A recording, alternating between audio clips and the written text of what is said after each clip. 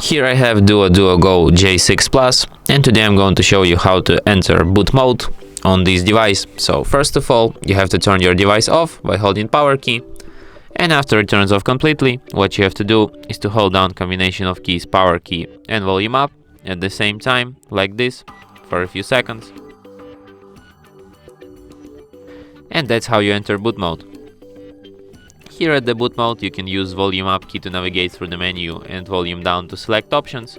And here you have such options as recovery mode, fast boot mode and normal boot. If you want to exit this mode, just select the last option, normal boot, and after that your device will be restarted as usual.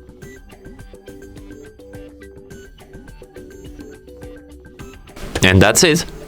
Thanks for watching. If you find this tutorial useful, don't forget to hit that like button and subscribe to our channel.